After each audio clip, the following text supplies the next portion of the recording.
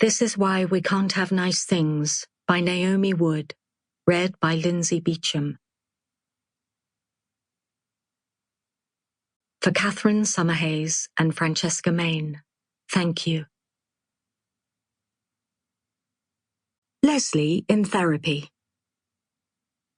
Though their babies were very different ages, Leslie and Irina had returned from maternity leave at the same time. Irina had taken all of her allowance, plus holiday, but Leslie had cut hers short. This meant they were in the same session of group therapy for returning parents, which was the worst possible outcome for Leslie, because who wanted to attend group therapy with an ex-friend lost to the mom zone? Plus, Irina knew things about Leslie that she didn't want anyone else to know. The timing was bad. Leslie was pitching her new game to Jerry this afternoon, and group, as the veteran mothers in the company called it, would take the whole morning. Ordinarily, she'd have thought the chances of getting her game greenlit were positive. But she'd returned to a saturated market in a slumped economy, with redundancies on the horizon. Frankly, it was a surprise group was still running. But such was the power of RISE, the Equal Ops Initiative distributing seed funding to the video games industry, which made training sessions like this compulsory. Leslie exited the lift of 1X Games at the 6th floor. It was a finance floor, something unsexy, maybe procurement?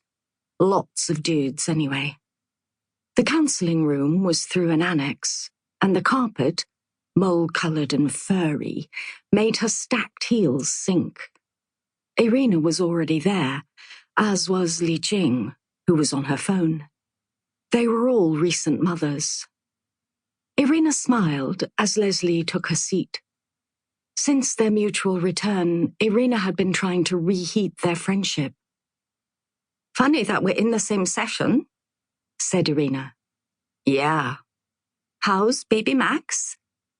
"He's good," said Leslie. "Is he at Little Jungle?" Leslie nodded.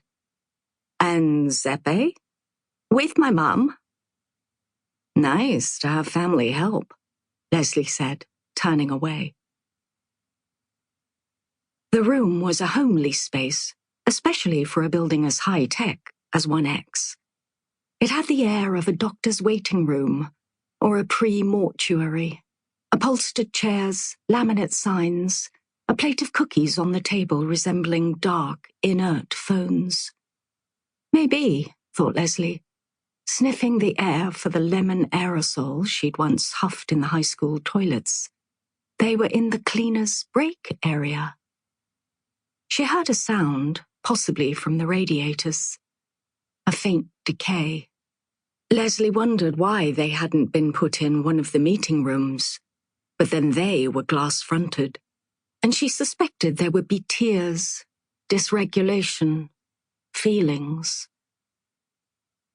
She was pleased to see that, out of all the women here, she looked the most put together.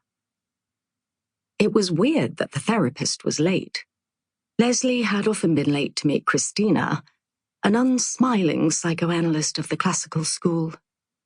Though it had cost her £75 an hour, Leslie had gently but consistently sabotaged the sessions. Anyway, she had long ago abandoned personal growth in favor of meeting the costs of childcare. Little Jungle did not come cheap. Li Jing's phone was making whooshing sounds. She hadn't said hello, or even looked up as Leslie had walked in, and Leslie wondered if she, too, might be against all this. "Do you know how long we're here for?"